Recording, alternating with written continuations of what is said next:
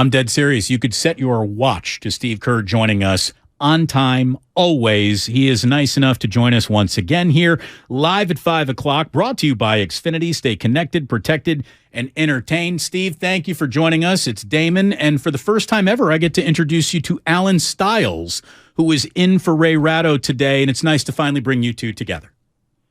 Well, it's an upgrade already. Exactly. Yeah, Ray is auditioning to be a mall Santa down in Tanforan. We hope that it really, his dream job comes true. It's good to have you on. Thank you very much. What a fun game in Dallas. I know it didn't end the way you wanted to, but there were a lot of good things, and we'll get into some of those details. I'll just start with this, though. Has a traveling point of emphasis started to become a point of contention? I think only based on consistency. There were 10 travels called in that game. Got to be the most by far of any game I've ever been involved in. Player, coach, GM, whatever. Like even collegiately, right? I mean, yeah, even collegiately. But on tape, all 7 of ours were definitely travels. There was one on Dallas that I did not think was a travel. Luka had a move in the lane that looked a little funny, but it wasn't a travel. But there were also 5 or 6 other plays in the game that were definitely travels, including, when Luka carries the ball on the post when he's backing you down and he puts his hand all the way underneath the ball. Like that's a travel. If you're going to enforce all this stuff and you got to enforce it all, especially if you're going to call the one on Steph at the end with the game on the line when it's a tiny little shuffle. So me, I'm Mr. Travel. I'm all for enforcing traveling, but it just has to be done all the time, and it can't just be, sort of selective in a way. I think if you drag a pivot foot, we should crack down on that. But a little foot shuffle on a gather, or just a little palming of a ball to make a move that then turns into a highlight. And then, you played with and you have coached superstars all your life. I mean, how many times did they take away an opportunity for Michael Jordan to have a game-winning shot? I mean, I watched him push off in Utah. No whistle. No whistle. And it just feels like the NBA didn't become a multi-billion-dollar league by watching officials make calls against superstars with a game-winning shot on the line. And I don't want to get you fined or in trouble with anyone here, but even with an emphasis on traveling, you cannot blow a whistle on Steph Curry in that moment. And, oh, by the way, if that is a travel, Steve, we need to take 10,000 points off James Harden's career because that's his move. Well, that's my point. I mean, it's just if it's gonna be called, and Jordan Poole has been called for, I would guess 7 or 8 palming violations over the last month. Since the league decided to really enforce all this stuff. And if that's the case, then we got to call it on everybody. And that's my only beef is that these things are happening a lot. And we got called for a bunch of them. I have no problem with it. Like I said, a rule's a rule, but let's just be consistent. That's all I ask. Steve, Allen Stiles here, as Damon said, really good to be chatting with you. I had a question staying on that track with Jordan Poole. You've dealt with this before in a different way with Draymond Green in terms of how Draymond is and how refs can be a little quick to give Draymond a tech, but if a different player did something like that, that might not be a tech. Do you feel like at this point in time, Jordan Poole might be, for lack of a better term, being targeted in these travels and discontinued dribble situations versus other players that are doing the same thing? Like you said, I mean, Luka was literally, I worked as a server back in college, and he was serving it up on a platter before he turned the ball back over to dribble, and nobody was calling anything. Yeah. I mean, that's like I said, that's my only complaint. If it's going to be called, it's just got to be consistent. And I think what's been tough, for our players is that this was a point of emphasis as of about a month ago. Usually these things are explained to the teams in the summer, and you have a training camp where exhibition season where that point of emphasis is really hammered home, and it kind of shocks the player system, and they're able to adapt and adjust. But this one happened kind of 20 games in, 10 games in, whatever it was. So the timing on this one was a little different, but I'm all for good footwork. It's actually driven me crazy over the years watching the number of travels that have gone uncalled. So I'm all for it, but just make it consistent. Again, I feel like I'm watching Big Ten basketball sometimes now, watching an NBA game, and Ted Valentine's out there just, 5 Wessels between Minnesota and Northwestern, because it's a bit much. Let the players play at the professional level, please. But yeah, dragging pivots. Luka Doncic at 23 years old is. I don't know if he's even better than he was when he was at 22 or 21, because he's the rare NBA entity that almost arrived as a finished product. He is spectacular and about as complete an offensive force this league has ever seen it at his age 23 season. As someone who has watched him grow, who has been coaching against him for years now, how dazzled are you by what this guy represents to this sport? Yeah, he's amazing. Just an incredible player, and had a spectacular game against us, obviously. But he's just, he's so big and strong, and so he gets anywhere he wants at his own pace.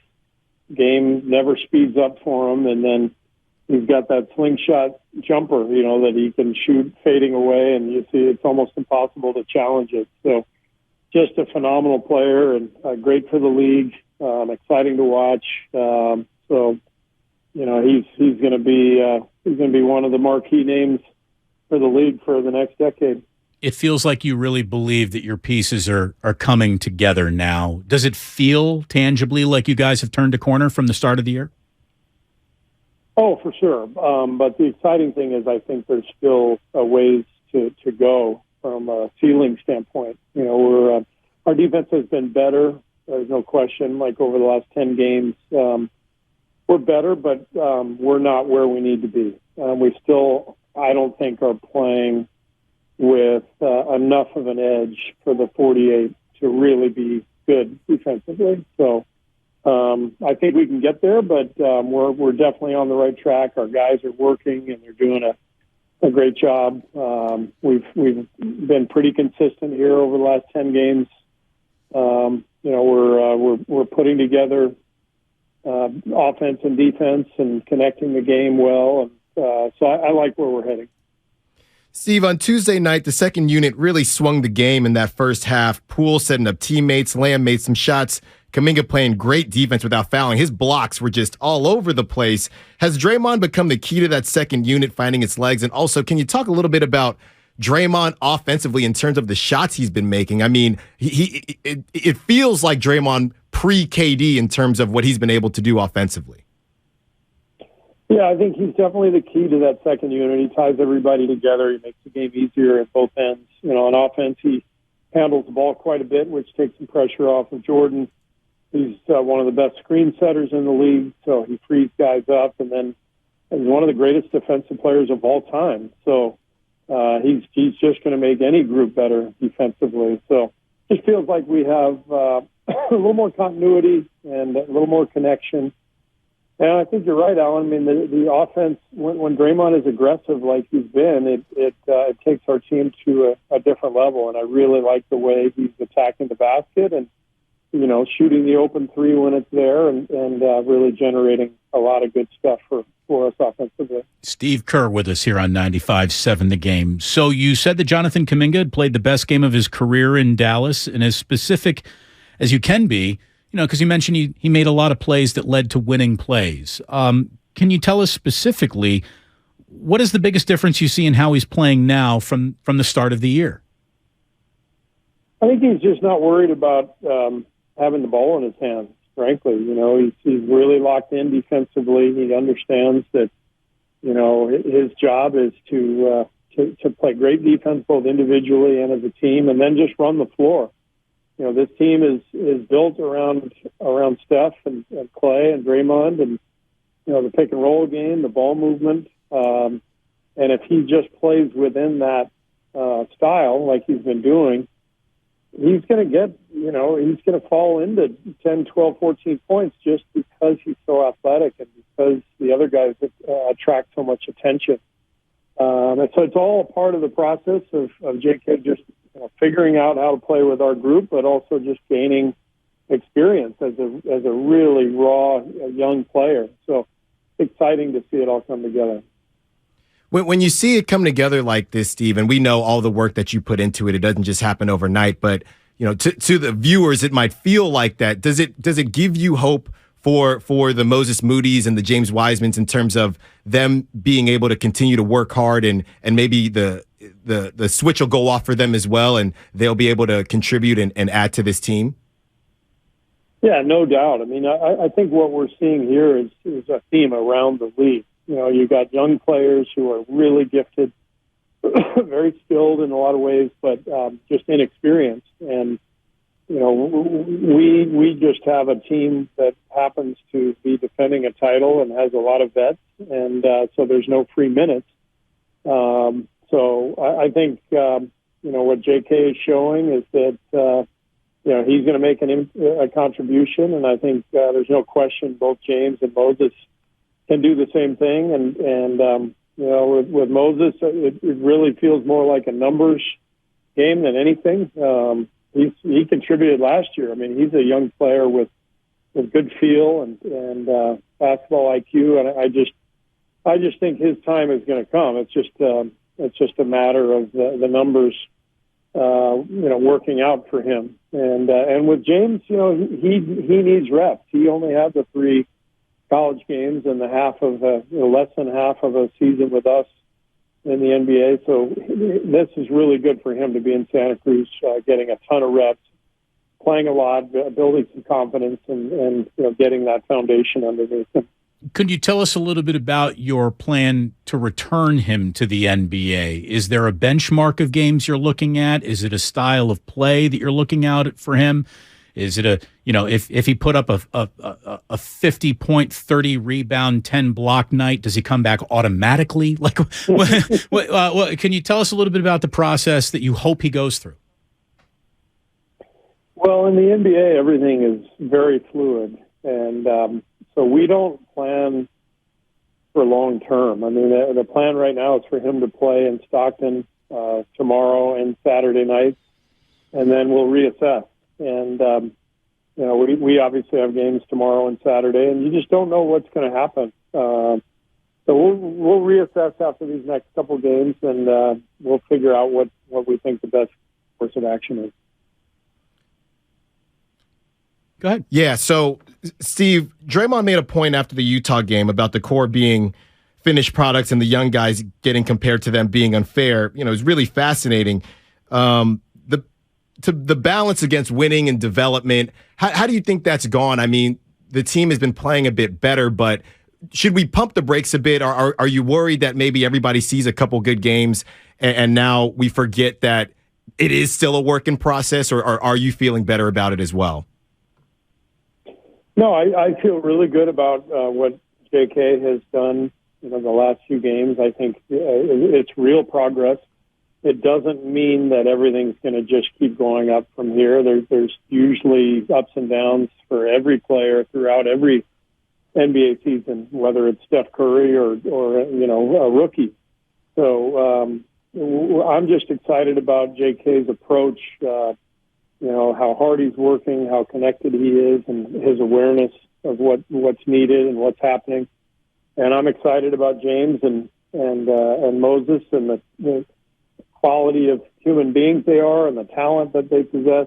I know there's going to be a microscope on all these guys because they were lottery picks, but we just have a really unique situation, as Draymond pointed out, and that means we have to handle it in our own unique way based on the circumstances that we have. And all 3 guys are doing everything possible to make themselves the best players they can be, and we're really happy with that process.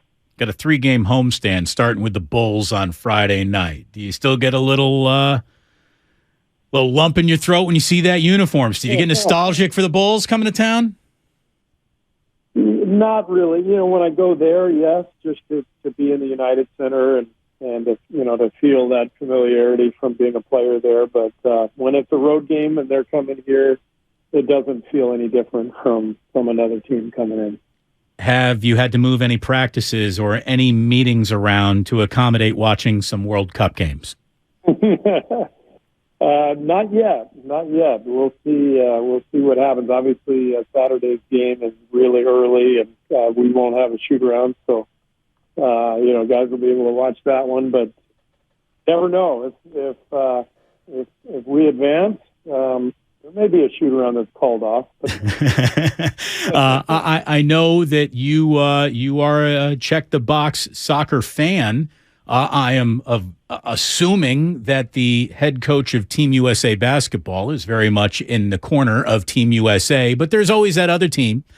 Who's your other team that you pull for in the World Cup? Well, I don't have one this year. I